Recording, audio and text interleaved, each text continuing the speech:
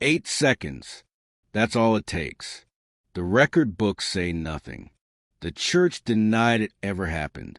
The town's archives were mysteriously destroyed in a fire that no one investigated. But in the winter of 1854, in a small farming settlement along the Mississippi River, 7 men vanished. Their families mourned in silence. Their neighbors whispered in dread. And every last one of those men had married the same woman, a widow with a soft voice and a black veil. Her name was Sarah Jane Whitlock, and she did not bury her husbands. She cooked them, all in the same iron pot. The story should have ended there, as a tale of madness, easily dismissed as folklore. But when fragments of bone were unearthed decades later in the church cellar, and when a priest's journal was discovered locked in a trunk, the truth clawed its way back from the shadows. This was never just about one woman. It was about a town that let evil fester, about a church that silenced screams, and about an American history we were never meant to know. Sarah Whitlock arrived in the settlement of Ashcroft, Missouri, in the spring of 1853. She came alone, dressed in widow's black, her eyes carrying a grief that could not be measured. The locals pitied her at first. She said her husband had died of fever in Kentucky, leaving her nothing but debts and the burden of survival. Ashcroft was the kind of place that welcomed tragedy. It gave them someone to whisper about, someone to distract from their own quiet miseries. And Sarah was taken in by the church, housed in a modest cabin by the river. But what no one spoke of was the way the men looked at her. Something about her presence was magnetic, intoxicating, as though sorrow itself had become a perfume. Widows were supposed to be meek, fragile. Sarah carried herself like a secret, one you could never fully hold, but could not stop chasing. Within weeks, she had captured the attention of the town's wealthiest bachelor. Within months, she had become his bride. And within days, he was gone. The church said nothing. Edward Mallory was not the kind of man to vanish. He was robust, practical, and devout. He owned land. He had money. And yet, after his marriage to Sarah, his bed went cold. His neighbors knocked at his door. His workers asked where their wages were. His absence became undeniable. Sarah told the sheriff he had gone east on business. She showed letters, ink still wet, that bore his signature. But the handwriting was off, too delicate, too deliberate. A few neighbors whispered about fraud, but no one challenged her openly. Not when she served stew at the church suppers, ladling it with such calm precision. And so Edward Mallory became the first to vanish. No funeral, no grave, only silence. But in the private diary of Reverend Claiborne, a man who would one day burn for what he knew, there's a line dated December 1853. The broth was rich, too rich. I could not swallow it without shuddering. The widow smiled as I pushed my bowl away. Ashcroft was a town ruled not by lawmen, but by Scripture. The sheriff answered to the reverend, and the reverend answered to no one. What the church decided was sin became sin. What the church called holy was holy. And so when whispers began about Edward Mallory's disappearance, they were stifled with sermons. Reverend Claiborne stood before the congregation and spoke of God's mysteries, of men called away to greater duties. We must not pry into the Lord's will, he declared. But the reverend knew more than he preached.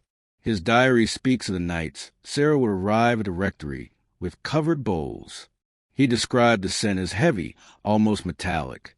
He described the way her eyes lingered on him, unblinking, as though daring him to taste what she offered. Still he ate. It was not faith that bound his tongue, but fear. He confessed on the page that he felt bound to her, as though her grief had seeped into him. She carried with her a presence that made refusal impossible. The church's silence was not ignorance. It was complicity. By summer of 1854, Sarah Whitlock had been married 3 times. Each husband vanished in less than 2 months. Each absence was explained away by sudden business, by letters with trembling ink. And each time, Sarah grew wealthier. Inheritance signed over, land deeded in her name. But Ashcroft did not speak of it. They were a community that thrived on concealment.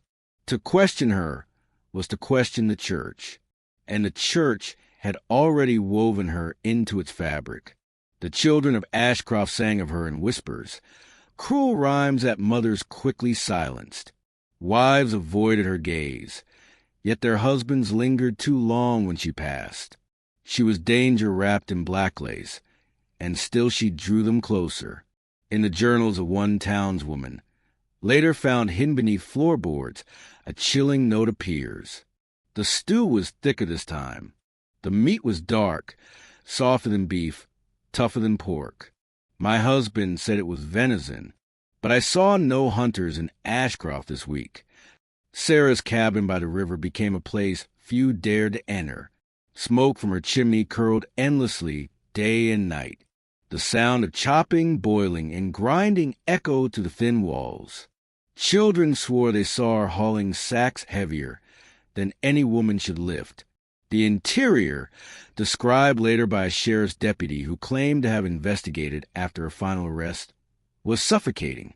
The walls blackened with soot, the shelves lined with jars whose contents were impossible to name. Bones, small and large, scattered in piles near the hearth.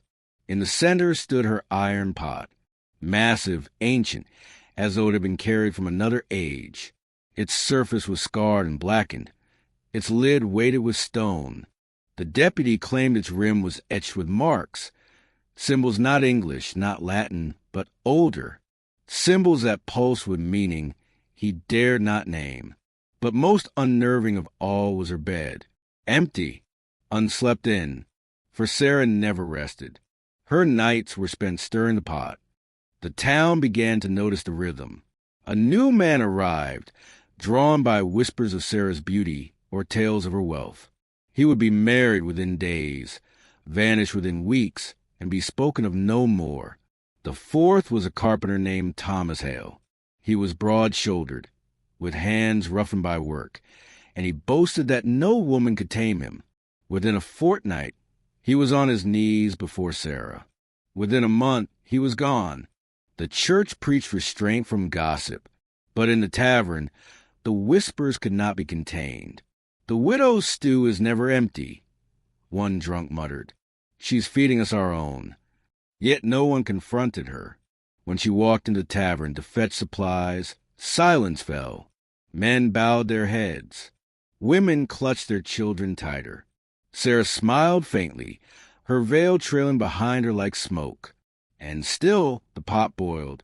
Reverend Claiborne's diary grew darker. He wrote of dreams that bled into waking life, visions of faces half-melted, hands reaching from the iron pot, whispers rising with the steam. He described compulsion to visit her cabin, to stand in the doorway and watch her stirring, though he claimed he never crossed the threshold. She tells me, he wrote, that the pot is holy, that it preserves what men squander, that through the boiling, the soul is rendered purer. I should rebuke her. Instead, I listen. He began to lose weight. His sermons turned from scripture to riddles of flesh and fire. Congregants murmured that he had gone mad, but Sarah still sat in the front pew, her veil hiding a smile. When parishioners asked about the missing husbands, Claiborne's voice cracked. Do not question what has been sanctified. By autumn of 1854, 7 men had disappeared. The sheriff, the blacksmith, the schoolteacher, they all looked the other way, because Sarah fed the town. At harvest suppers, at Sunday gatherings, at funerals where no bodies were present, her pot never emptied. And the truth was simple. The people of Ashcroft ate. They ate and told themselves it was beef. They ate and swallowed their suspicions with the broth. And slowly, their silence bound them together in guilt. It was no longer Sarah alone who carried the secret. It was every man, woman, and child who lifted a spoon. But children grew sick. Mothers miscarried. Dreams haunted the nights of every household. And still they ate. It was a boy, always a boy, who first saw the truth. Playing near Sarah's smokehouse, he stumbled upon a shallow pit where the soil had been disturbed. His curiosity led him to dig with a stick, and what he uncovered was small, white, and sharp, a human knuckle. The boy told his mother. The mother told the reverend, and the reverend told no one. That night, the pit was filled in, the ground tamped flat, as though nothing had been unearthed. But the boy swore the bone had been real. He swore he saw teeth, glinting in the moonlight before they were covered again. Years later, when questioned as an old man, he repeated the same line. I tasted it before I knew. I ate them all. Her final marriage was the swiftest. A traveling salesman, named Loss of Time, passed through Ashcroft and never left. Sarah wed him within 3 days. By the 4th, the church bells rang not for a wedding but for silence. The salesman was gone. His horse wandered the fields untethered. His trunk of goods remained unopened in Sarah's cabin. It was this disappearance, so sudden, so undeniable, that fractured the town's silence. The sheriff finally approached her door, but when he entered, the smell drove him back. The pot was uncovered, steam rising in thick curtains, and within, something floated, bloated, pale, unrecognizable. The sheriff did not stay. He left, shut the door, and swore to the townsfolk he had found nothing. The town never saw Sarah again. After the 7th husband, Sarah vanished. No one saw her leave. No carriage, no tracks, no witnesses. The cabin by the river still smoked for days, as though the pot boiled on without her hand to stir it. But when townsfolk finally gathered the courage to enter, they found it empty, the bed unslept in, the shelves stripped bare. Only the pot remained. Reverend Claiborne, pale and trembling, insisted it was not to be touched. He declared it sacred, an instrument of God's purification. The sheriff, broken by what he had glimpsed days before, agreed. And so the pot was dragged not into the river, but into the church basement, locked behind oak doors. Sealed with chains, it was hidden, but its presence infected the sanctuary above. Parishioners complained of a stench rising during sermons. Shadows lingered too long. Infants cried when brought near the altar. Sarah was gone, but the pot was not, and neither was the hunger it left behind. The church orphanage, established in 1855, became the keeper of Ashcroft's darkest hunger. Records show a sudden influx of abandoned children, many from families that claimed poverty, yet owned land. Those children never left. Claiborne's diary tells of ritual suppers in the cellar, where the pot was filled again and again. He wrote that the orphans were the most nourishing. He confessed that the congregation watched, that they participated, that they justified it as sacrament. The townsfolk had convinced themselves it was holy, that by consuming flesh, they shared in the covenant of secrecy and survival. They said the stew kept them strong during years of drought, that it gave them dreams of fire and light. But the dreams were not holy. They were screams. The children wailed in the night. Some were silenced with cloth and rope, and Ashcroft learned to swallow grief as easily as stew. The federal census of 1860 records Ashcroft with a population far smaller than expected for its farmland and size. Entire households vanished on paper. Names struck through. No explanation offered. Local ledgers from the same decade show steady shipments of wheat and pork. Yet hunters, when interviewed years later, swore there was no game left in the woods by then. Farmers admitted their pigs had been slaughtered long before. So what was being shipped? What filled the barrels marked meat? The answer is buried in the missing pages of the Reverend's journal.